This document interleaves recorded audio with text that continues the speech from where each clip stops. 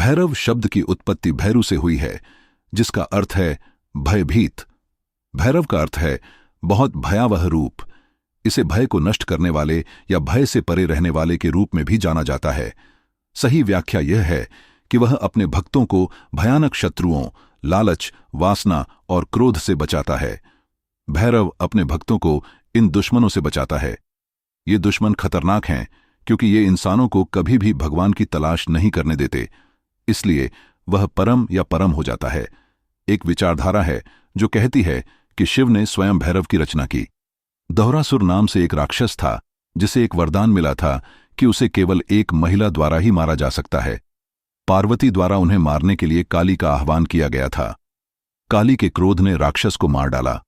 दानव को मारने के बाद उसका क्रोध एक बच्चे के रूप में बदल गया। काली ने बच्चे को अपना दूध पिलाया। शिव ने काली और बच्चे दोनों को अपने साथ मिला लिया। शिव के इस विलीन रूप से भैरव अपने 8 रूपों अष्टांग भैरव में प्रकट हुए। चूंकि भैरव को शिव ने बनाया था, इसलिए उन्हें शिव के पुत्रों में से एक कहा जाता है। पुराण भी भैरव के विभिन्न संस्करण देते हैं।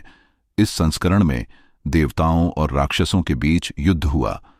राक्षसों को मिटाने के लिए शिव ने काल भैरव की रचना की, जिनसे अष्टांग भैरव बनाए गए। इन अष्ट भैरवों का विवाह अष्ट मातृकाओं से हुआ। इन अष्ट भैरवों और अष्ट मातृकाओं के भयानक रूप हैं। इन अष्ट भैरवों और अष्ट मातृकाओं में से 52 भैरव और 64 योगिनियाएं बनाई गईं। आमतौर पर शिव मंदिरों में भैरव की मूर्तियां उत्तर दिशा में दक्षिणी दिशा की ओर स्थित होती हैं। उन्हें कृष्णपाल भी कहा जाता है।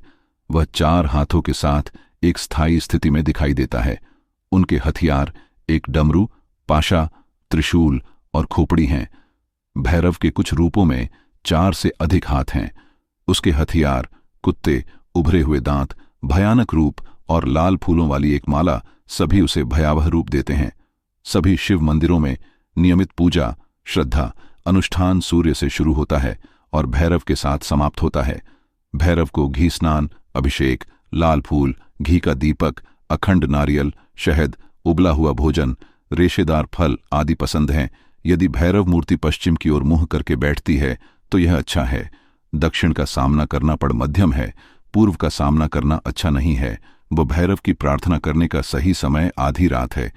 आधी रात को कहा जाता है कि भैरव और उनकी पत्नी भैरवी अपने भक्तों को दर्शन देंगे।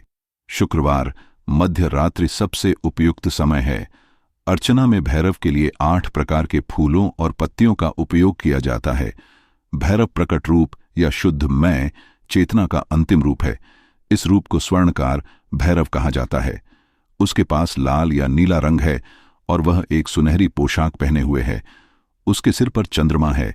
उसके 4 हाथ हैं, जिनमें से एक में वह एक स्वर्ण पात्र रखता है।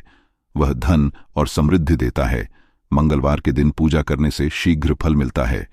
कुछ प्राचीन ग्रंथों में उन्हें 32 हाथ, एक पक्षी का आकार, सुनहरा रंग, भयानक दांत और कूल्हे के ऊपर एक मानव रूप कहा गया है। उसकी पूजा करने से शत्रुओं का नाश होता है। भैरव के कुछ रूप 8 कार्डिनल बिंदुओं के संरक्षक हैं। 64 भैरव हैं। इन 64 भैरवों को 8 श्रेणियों में वर्गीकृत किया गया है और प्रत्येक श्रेणी का नेतृत्व एक प्रमुख भैरव द्वारा किया जाता है। प्रमुख 8 भैरवों को अष्टांग भैरव कहा जाता है। अष्ट भैरव इस ब्रह्मांड की 8 दिशाओं को नियंत्रित करते हैं। प्रत्येक भैरव के अधीन 7 उप भैरव हैं। कुल 108 भैरव हैं।